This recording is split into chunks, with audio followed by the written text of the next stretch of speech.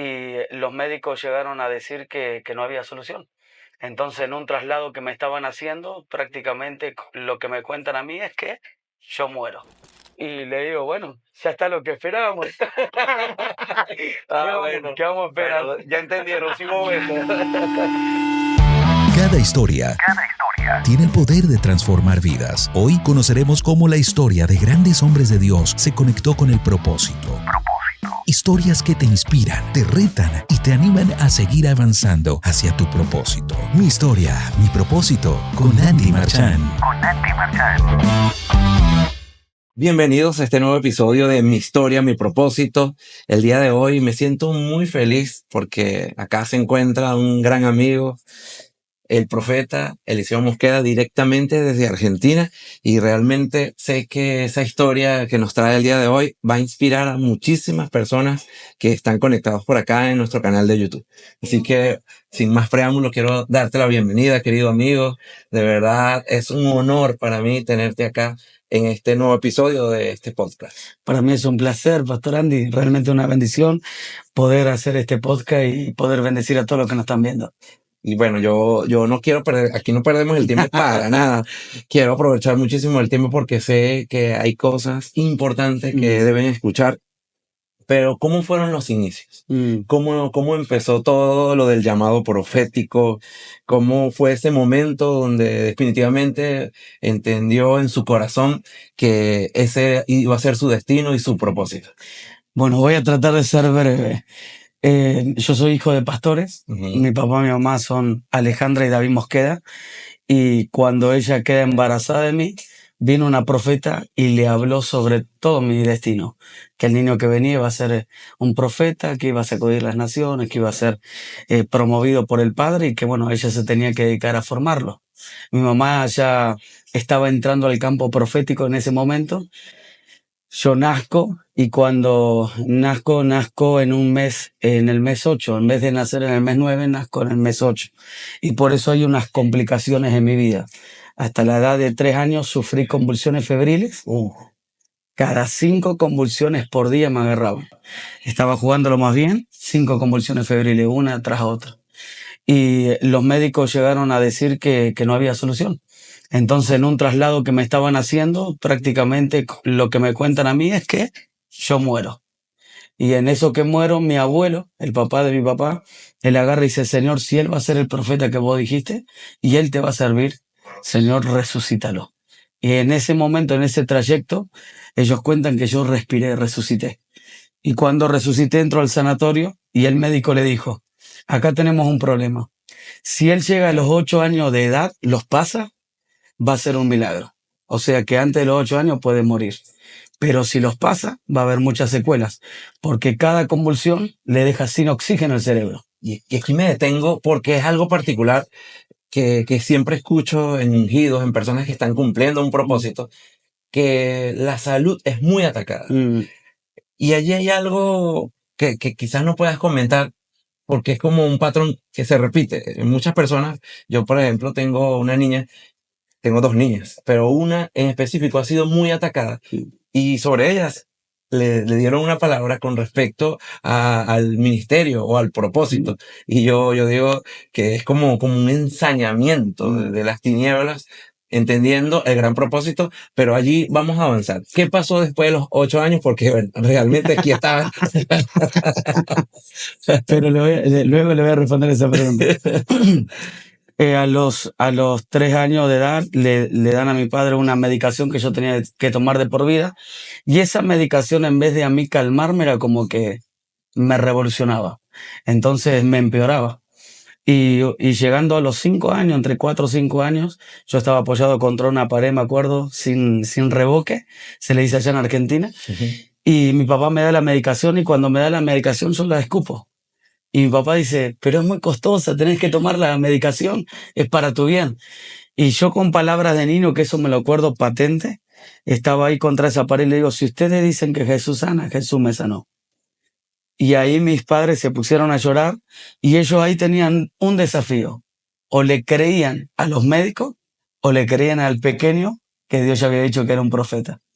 Entonces, para mí eso fue un acto de valentía, y perdón que me emocione, pero fue un acto de valentía de mis padres, porque creerle a un nene de 5 años, yo creo que no lo vieron como un hijo, sino como el profeta que él había hablado. Wow. Y ellos decidieron creer, interrumpieron la medicación, y desde ahí, gracias a Dios, nunca más pude entrar a un sanatorio. Es impactante, cómo obra Dios. Y yo no sé si es un momento oportuno para responder esa pregunta que te hice con respecto al ataque o al ensañamiento del enemigo, inclusive en el vientre de las madres, cuando hay ungidos, personas que van a ser muy usadas. Sí. ¿Qué pasa allí, por favor? Mira, cuando viene un profeta, o sea, cuando alguien dice, el niño que cargas en tu vientre va a ser un profeta, es una palabra que es muy linda y todos queremos escuchar. Pero también todos debemos saber que cuando un profeta viene, siempre las tinieblas van a ser los primeros que van a atacar. Porque la esencia de un profeta es traer la voz de Dios a la tierra y poder liberar a través de esa profecía. Entonces literalmente viene a liberar, y el enemigo está para matar, hurtar y destruir. Entonces siempre va a ir en contra de ese profeta. Y la única forma de callar a un profeta es matándolo. Vos le podés cortar un brazo, va a seguir profetizando. Podés cortarle una pierna, va a seguir profetizando. Pero la única manera que él sabe que puede acabar con un profeta es matarlo. Entonces siempre los ataques van a ser de muerte. Es allí también bastante importante en cuidar una palabra, porque ya cuando está adulto, le dan una palabra, y yo he escuchado a muchas personas expresarse de la siguiente manera. Bueno, no estaba tan bien, pero tampoco tan mal después de la palabra. ¿Qué pasa allí? Y resulta que, bueno, es como una revelación pública, y los hermanos o los amigos que están allí aplauden, se alegran, pero las tinieblas también. Ya, eso lo entendí allí, y ese es un punto bastante interesante. Sí. Avanzamos, Sí.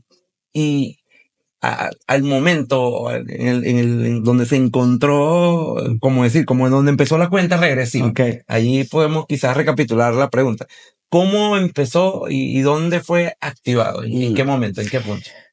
Como dije anteriormente, mis padres son pastores, y a los 8 años ellos como que me empiezan a meter en el campo de la predicación.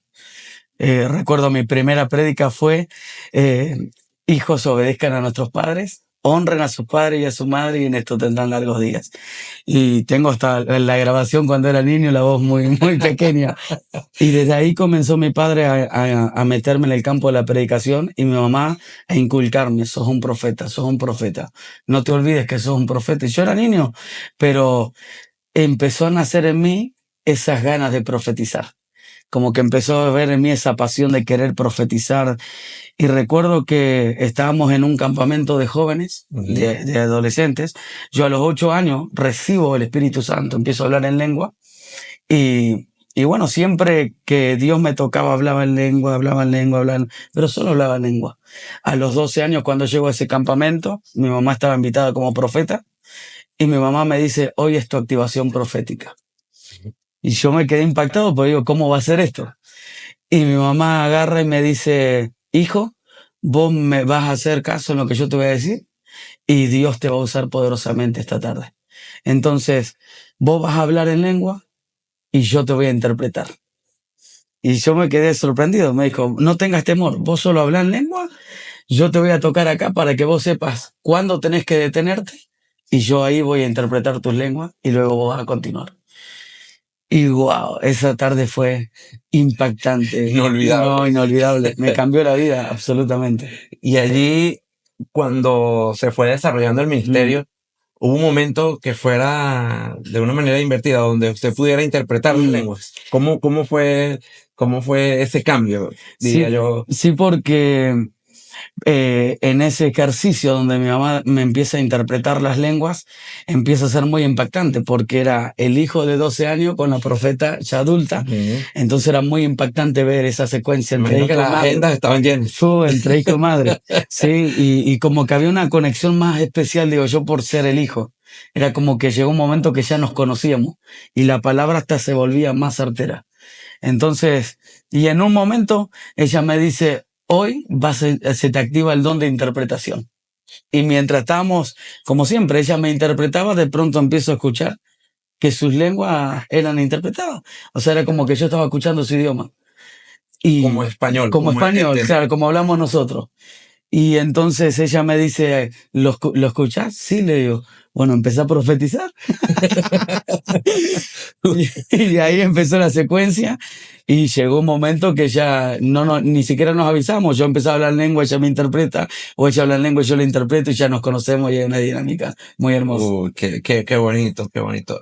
Cuando llega el punto de poder casarse y hacer una familia, ¿el ministerio cambia? ¿O hay algún proceso que quizás nos pudieras compartir en esa transición de los 12 años? Ya fíjense que empezamos en el nacimiento, cómo fue la historia de Eliseo Mosqueda, hijo de pastores. Aparte de eso, su mamá es profeta. En ese campamento empieza la activación y allí desarrollando todo lo que fue el ejercicio de la administración. Allí empezó también a interpretar las lenguas. Pero cuando Eliseo Mosqueda, o el profeta Eliseo Mosqueda, se suelta, es decir, empieza ya a ministrar solo, sin mamá, en algunas reuniones que ya no lo acompañaba su mamá, o ¿cómo fue ese proceso? Recuerdo que estaba también en un campamento con 14 años de edad y mientras estaba ahí el pastor me llama y me dice, faltó el que va a dar el taller.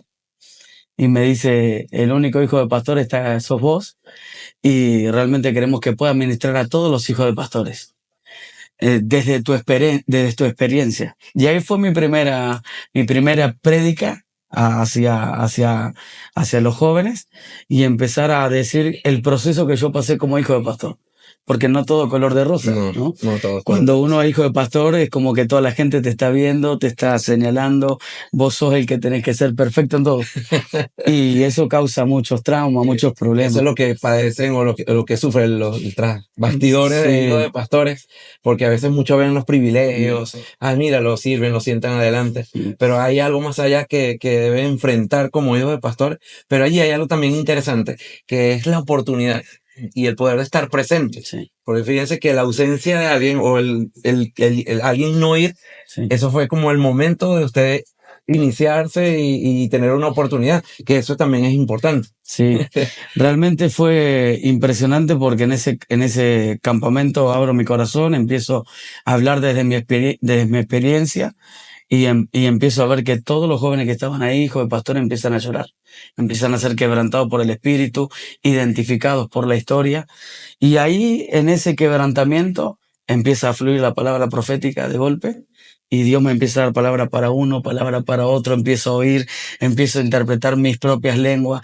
Y ahí fue como que Dios me metió en el campo profético fuerte. Por lo menos en el caso suyo, así funciona. Cuando usted habla en lengua, es la palabra que viene del cielo y después viene la interpretación. Exactamente. Yo siempre digo que son dos dones en acción. Es el don de lengua y el don de interpretación. Ok, es interesante. Llegamos a los 18 años. ¿Cuánto tiempo o a qué edad se casó usted? Me imagino que muy joven, porque lo veo muy joven todavía. Y el profeta tiene 4 hijos. 4 hijos. Cuénteme, entonces, ¿cómo cambia todo cuando llega el matrimonio, los hijos, con el ministerio? ¿Se puede llevar eso? ¿Cómo se trabaja eso? Le voy a hacer rapidito una transición que tuve ahí, desde los 15 a los 18. Mis padres tenían 2 iglesias muy grandes que ellos estaban pastoreando y demás. Y bueno, por situaciones ahí que suceden, ellos de golpe quedan sin congregación. Y al quedar sin congregación, dependíamos ministerialmente de Dios completamente. En ese mismo año que ellos quedan sin las 2 congregaciones, fallecen mis dos abuelos por parte de mi mamá. Y a esos que fallecen queda la casa de ellos libre, sino nosotros quedamos literalmente en la calle. En la calle. Y a mí eso me golpeó. Yo venía como que boom, boom, boom, boom. Campamento en campamento. La profecía. Y pasó eso y eso me golpeó. Y me golpeó tan fuerte. Yo digo, el enemigo es muy, muy astuto.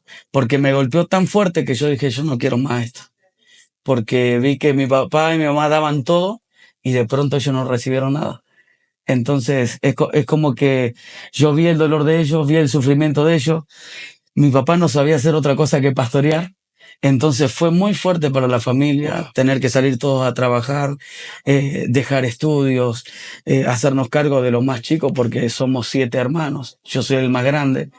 Entonces fue bravo, fue una situación muy brava. Entonces en ese lapso entre los 15 y los 18 es como que yo me separo un poco, me aparto. No es que hago la vida loca, porque yo siempre digo que no servía ni para cristiano ni para mundano. Estaba tan marcado por Dios que cuando quería hacer algo malo era como que Dios estaba, Dios, Dios, Dios. Entonces yo digo, no. Unas cuantas medialunas. Ay, Solo eso. solo eso. Y recuerdo que otra vez llegó un campamento, por eso es muy importante los encuentros, los campamentos. Qué bueno. Llega un campamento, lo que menos voy a recibir, es la verdad. Voy a ese campamento y recuerdo que había un apóstol ministrando y me dice, me identifica de atrás y me dice, Eliseo Mosqueda. Sí, le digo, apóstol, ¿cómo está? Vení, tengo una palabra para hoy. Yo no quería saber nada de esto. Y yo iba como ahí como que con un pesar, digo, no, Señor, no me hables, no me digas nada. Y recuerdo que en ese momento que Dios me empieza a hablar, me empieza a hablar desde el amor, de todo lo que Él me amaba, de todo lo que Él había hecho por mí, por amor, y de que yo estaba vivo solamente porque Él me amaba. Wow. Eso me partió. Caí arrodillado ahí, y yo digo, ¿cómo puede ser que me ames tanto cuando yo rechazo lo que vos me querés dar? Qué impresionante, de verdad. Y ahí fue mi determinación, pastor. Ahí yo me determiné. Vino una propuesta para ir a Paraguay a estudiar en el seminario bíblico. Yo no quería saber nada, pero después de ese tiempo que tuve con Dios, recuerdo salgo de ese campamento y le digo, voy a Paraguay. Y ahí fui a Paraguay y ahí comenzó otro proceso a los 18 años, donde yo voy a estudiar la palabra, seminario bíblico, devocionales, pero ahí empieza la formación de carácter. Y eso es lo que más me costaba. Sí. Dios Esa es una palabra importante que determina el propósito, el carácter, el poder perseverar hasta el fin en algo que Dios te dijo desde niño, que lo marcó desde niño. Y allí también el proceso de cambiar de mate a tereré.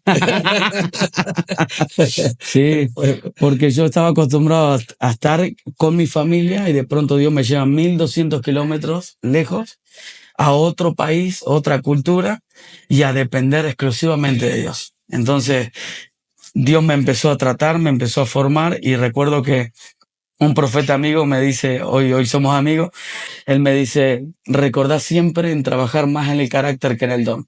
Dios te puede usar maravilloso en el don, pero el Señor dice que por los frutos los conoceréis, no por los dones. Entonces, tu carácter va a traer la efectividad en el don y los frutos en el reino. Oh, eso seguro va a ser uno de los fragmentos que vamos a tomar. Qué brutal, qué brutal. Y ahora, estando allí en Paraguay, como algo que vale la pena resaltar de esos años allí, 4 años. 4 años. Recuerdo que el primer año para mí fue fatal, porque estaba con ese orgullo, con ese carácter. Yo no voy a limpiar baños, yo tengo que trabajar, si no trabajo no tengo dinero, todas esas cuestiones. Y ahí Dios me empezó a tratar. Me acuerdo que la directora me decía, es un proceso. Y yo decía, ¿qué proceso? ¿Qué es el proceso? Yo me decía, es un proceso, Dios te está formando, te está tratando, estás aprendiendo a depender de Él. Porque en el ministerio tenés que aprender a depender de Él. No vas a depender de tu conocimiento, de tus recursos, vas a depender de Él. Recuerdo que entro a la habitación, hago mis maletas y le digo al Señor, si vos realmente, mira, y con todo lo que yo había vivido, si vos realmente estás acá, mostrámelo. Si no, yo ahora agarro mi maleta y me voy. A dedo, no sé cómo, pero me voy. Y en ese momento otra vez, plum, cayó así una dimensión de amor, pero de amor, que me caigo postrado. Y era tan fuerte el orgullo que en ese momento yo tenía, la amargura que tenía por lo que mis padres habían pasado, el resentimiento contra el ministerio, que entra la directora guiada por Dios y me dice, Eliseo, ¿qué pasa? Y yo le digo, está bien que un hombre llore. Imagínate lo que tenía en mi mente. Y ella me dice, hay que ser hombre para llorar. Y yo, ¡guau! Hay un mar de lágrimas. Y ahí pasaron un montón de fracciones de mi vida, todo lo que Dios había hecho conmigo, las cosas que había pasado, cosas que he salteado. Por ejemplo, a los 12 años me tomaron de rehén en Argentina. Y cuando me toman de rehén, yo lo único que digo en el nombre de Jesús, cuando digo así, el hombre vuela contra las góndolas del mercado, el arma cae al lado y salen corriendo. Cosas así que me sucedieron en la vida, me gatillaron, nunca salió el arma, la bala. Secuencias que Dios me hizo vivir y me mostró todo su amor. Entonces, yo digo, en Argentina conocí el Dios de los profetas, conocí el Dios que hacía milagros, mi papá era evangelista, conocí el Dios que se manifestaba a través de maravillas, pero Paraguay me presentó un padre. Yo en Paraguay conocí en ese tiempo un padre. Y yo digo al Señor, yo quiero vivir todos los días esto. Todos los días. Qué bonito, de verdad. Y cómo el Señor puede trabajar también lo que es el orgullo, que eso es también algo contraproducente cuando ya a temprana edad tienes como no sé, pues llamarlo el glamour de poder pintar, de porque de hacer cosas llegaba al hogar, vino el hijo del pastor Mosqueda. Pero es necesario los procesos para poder contar esta historia desde esta óptica el día de hoy, así que no me huya más. Hablemos de matrimonio. Hablemos de esa parte que actualmente pudiera decir la edad de la profeta. Sí, 37 años. 37. Muchacho. Y vamos como por los 20 y tantos, algo así. Sí, porque a los 8 ya predicaba, así que. ¿Y cómo fue el proceso? ¿Cómo conoció a su esposa? ¿Cómo fue esa historia de amor? Fue todo, yo digo, mi vida como que fue todo rápido en Dios. Y lo mismo pasó con el matrimonio. Recuerdo que termino de estudiar en el seminario y en el 2008 regreso a Argentina.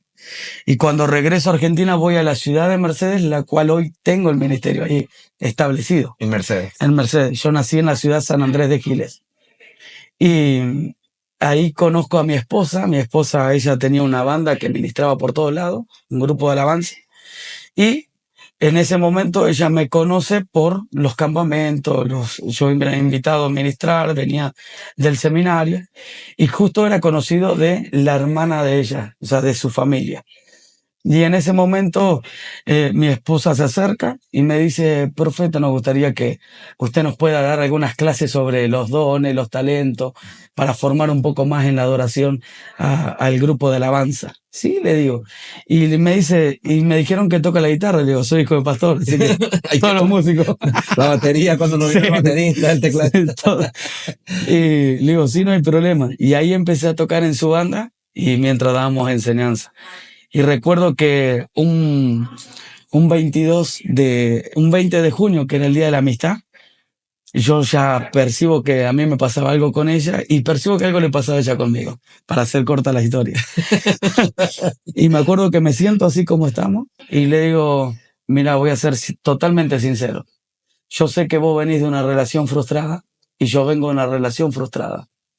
Y no quiero yo ser una piedra de tropiezo para tu ministerio y no quiero que vos seas para el mío. Vos me conociste también ministrando, yo te conocí a vos adorando y quiero que eso siga funcionando. Que seamos, si Dios nos va a unir, que seamos un complemento. Pero que venga un profeta y nos confirme esto que estamos hablando acá. Bueno, ella me dijo, ok, a mí también me pasa lo mismo y estoy de acuerdo, así nos sufrimos. Sí, ella después me está agarrando nota. Ella después me cuenta que lo que más le conquistó fue lo directo que fui. Así, bueno, mira, yo hago esto, tú haces esto, quiero que te funcione. Sí, va. Aquí, bueno. Blanco negro. Este fragmento será para los solteros que están allí buscando un manual. Y recuerdo que el 17 de agosto estábamos en una reunión de jóvenes y en esa reunión, en ese encuentro de jóvenes que estamos, la profeta invitada agarra y dice, quiero llamarlo a ese muchacho y a esa muchacha. Y nos llama a los dos. Y dice, ustedes están esperando una confirmación de Dios. Nadie sabe que ustedes tuvieron una conversación y que ustedes están esperando una confirmación. Pero hoy les digo que están habilitados, no se escondan, no escondan más oración, porque yo los uní. Oh. Y la pregunta del millón. No nos conocíamos, pastor. La pregunta del millón es, ¿Esa noche hubo beso o no hubo beso? ¿Te gusta ir al hueso? Ay, Dios. Recuerdo que después de esa reunión ya estaba jugado, así que agarro, yo voy a un restaurante muy lindo de nuestra ciudad y le digo, bueno, ya está lo que esperábamos. Bueno, ¿Qué vamos a esperar? bueno, ya entendieron, sí hubo beso. Si el profeta Eliseo fue muy directo, yo sé que esa noche no iba a dejar, no iba a dejar pasar. Vamos a lo que fue la conformación de la familia, porque 4 hijos. Wow, 4 hijos. usted fue directo. Directo, todo directo. ¿Qué edad tiene su hijo mayor? Mi hijo mayor acabó de cumplir 15 el 31 de octubre. 15. Que 15. estuve viéndolo por allí en unas fotos y es Bien muy fachero. alto. Parece su hermano, ¿eh? Sí, sí, es muy alto. Nosotros, bueno, cuando ya está, que nos pusimos de novio, el 17 de agosto, el 3 de septiembre es su cumpleaños. Entonces yo la llevo al mismo restaurante, a la misma mesa que le propuse ser mi novia, y le digo, ¿vos te casarías conmigo? Me dice, sí, estamos de novio. Después ya bromea con eso, dice, ¿qué le iba a decir? Si estábamos de novio. Y yo le digo, no, pero vos te casarías conmigo, sí. Entonces a las 12:01 saco el anillo de compromiso y le digo, bueno, yo quiero terminar el 2008 casado con vos. Entiendo que vos sos la mujer de Dios. ¿Para qué vamos a esperar? Ya tenemos la palabra.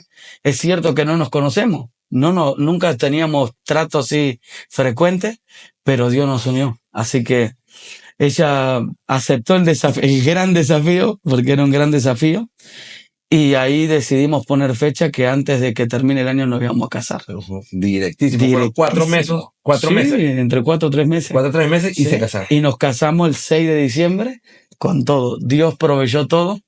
Mi esposa, recuerdo que ella quería entrar, era al mediodía el casamiento y quería entrar con un carruaje, con un caballo blanco. Ay, Dios bendito. Y ay, ¿dónde consigo un caballo blanco en Buenos Aires?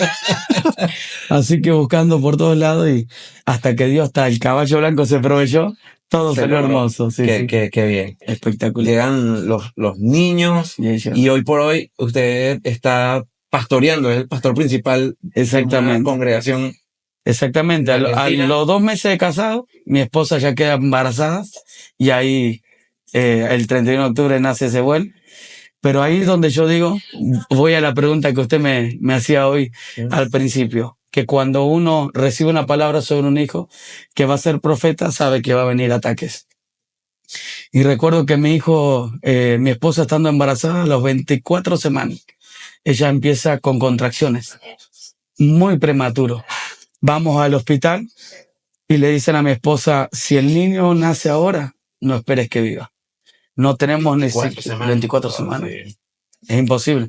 Lo que nosotros podemos hacer es poner la inyección para que madure su pulmoncito y nada más. Bueno, le pusieron la inyección. Yo era muy joven, ella también. Llorábamos, Señor, hace un milagro. La cuestión es que gracias a Dios no nació, sino que el embarazo siguió hasta que llega la fecha de su nacimiento. Cuando llega la fecha de nacimiento, todo parecía normal. Iba a parto normal, todo bien. Y esa mañana empieza desde muy temprano con contracciones. Pero pasa 1 hora, pasa 2 horas, pasan 3, pasan 5 horas y no rompía bolsa. Y empieza una tormenta terrible, el cielo que se caía abajo. Entonces fuimos al hospital de urgencia. Cuando vamos al hospital le digo, mira, no sé si está listo o no está listo, pero la cuestión es que mi esposa está teniendo muchos dolores. Entonces cuando le hacen el monitoreo, en cada contracción, mi hijo, el corazón hacía pi, es como que se moría. Y ahí rápido, a urgencia, cesárea en urgencia, orando afuera del hospital, que Dios haga un milagro. Y cuando nace todo morado, todo negrito, así por la falta de oxígeno. Y lo único que me dice el doctor es un milagro. Siguiendo el transcurso de su nacimiento, en ese momento me mandan una carta, un profeta amigo desde La Pampa, y me dice, tu hijo no iba a vivir porque el infierno se opuso a su nacimiento. Él es un profeta, lo sabes bien, va a sacudir las naciones y lo que Dios va a hacer, el diablo lo quiso interrumpir, pero por Dios está vivo. Así que esa fue la confirmación de lo que él portaba y de lo que él cargaba. Y recuerdo que a los 6 meses ya de vida, a él le agarra un rotavirus, que es una bacteria en la materia fecal. En ese momento no se ponían inyecciones para eso. Los médicos no sabían bien qué era. Y recuerdo que mi hijo entra con un paro respiratorio, 6 meses de vida. Entonces, ahí rápido cuando le hacen el chequeo, tenía bajo el sodio y el potasio. Había pasado justo una secuencia en Argentina de una famosa muy importante que había muerto por una baja de sodio y potasio. Entonces, cuando nos dicen eso, lo primero que se nos vino a la cabeza y empezamos a orar todo, cadena de oración por Sebuel, que significa cautivo de Dios. Entonces, cuando le aplican el sodio y el potasio, la doctora que le aplica el potasio se pasa de potasio. Wow. Y cuando se pasa de potasio, el niño empieza a reaccionar con convulsiones ante ese virus que él tenía. Entonces lo primero que los médicos dicen es hereditario. El padre tuvo convulsiones. Entonces entra como una riña ahí porque yo digo, pero yo tenía convulsiones por fiebre. Mi hijo no tiene fiebre, su cuerpo reacciona con convulsiones. Entonces recuerdo que los pastores me iban a buscar el sanatorio para reuniones, iba a administraciones, veía que se levantaban paralíticos, ciegos veían, hernias desaparecían, pie plano formaba arco, había profecía y llegaba a mi realidad. Cuando yo entraba al sanatorio, al hospital, entonces en un momento bien chuleta, diría, bien de papá primerizo, agarro y digo, Señor, ¿cómo puede ser si yo sano a un montón de personas y acá no puedo sanar a mi hijo? Y ahí escucho al Espíritu Santo que me habla y me dice, es que vos no sanás a nadie, el que sano soy yo. Uy, eso me pegó ahí. Y el Señor me dice, vos me entregaste a tu hijo. Hace 3 semanas nosotros lo habíamos presentado al Señor, se lo habíamos entregado, y Él me dice, vos me entregaste hace 3 semanas a tu hijo, ahora es mi hijo. Sí, Señor, es tu hijo, ¿verdad? Está en tus manos. Ok, si es mi hijo, entonces ¿cuál es el problema si me lo llevo? Si es mío, yo puedo hacer lo que quiero. Y yo digo, a veces hacemos oraciones que no la interpretamos. Entonces yo le digo, Señor, es verdad. Pero ahí me acordé de la palabra del profeta. Pero vos me mandaste una profecía, vos me mandaste una palabra. Y me dijiste que él iba a hacer esto, que él iba a ser un profeta en las naciones, que iba a ser como el estruendo de la batería, me dijo. Y así va a ser, va a repercutir en las naciones. Entonces yo sé que no sos hombre para mentir, ni hijo de hombre para arrepentirte. En ese momento es como que yo salgo de ese ambiente, de esa atmósfera, sale el médico del hospital y me dice, no sé qué pasó. Hace 1 hora no podíamos resucitar a tu hijo. 1 hora estuvo muerto, 60 minutos. Pero ahora está totalmente sano y vivo. Wow. Wow. Ahí nos pusimos a llorar, impactados. Qué brutal, de verdad. Qué bueno es Dios. Como Dios puede hacer maravillas.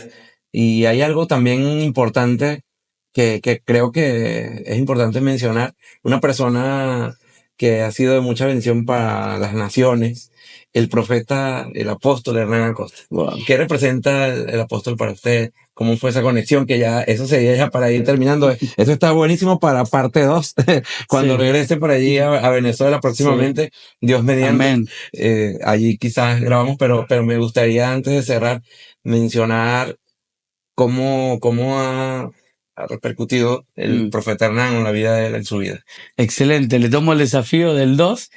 Porque cuando los médicos dijeron que mi hijo iba a repetir la historia, en ese año él hace su primer milagro Dios a través de su vida. Así que eso lo dejamos para atrás. Eso para el 2, porque aquí quedan los 3, faltan 3 niños. Sí, y la cuarta es tremenda. En esa segunda parte, pero me gustaría dejar ahí también, porque yo sé que hay muchas cosas que comentar de lo que ha sido el profeta Hernán. Wow. Y eso quedaría excelente para la segunda parte, pero algo que nos pueda dejar allí un abreboca para que queden conectados. Para mí el apóstol Hernán es más que un padre.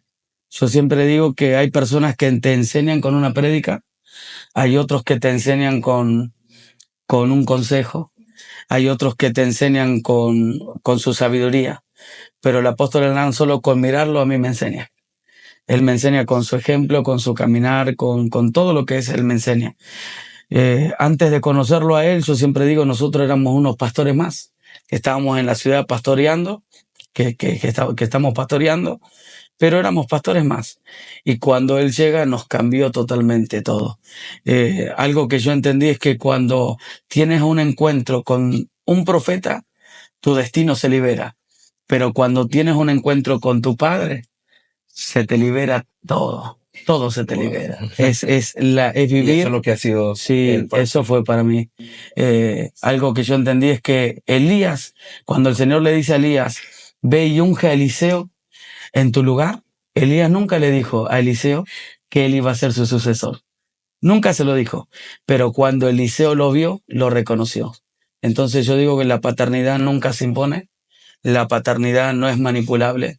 La paternidad no es negociable ni presionable. La paternidad tiene que ver con relación y con revelación. Cuando vos identificas a tu padre, vos identificas tu destino. Y para mí eso es la paternidad. Qué bonito.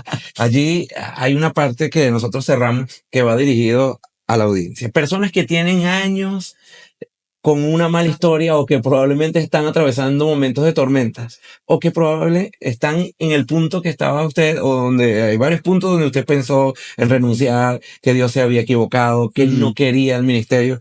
¿Qué mensaje le puede dar a ellos?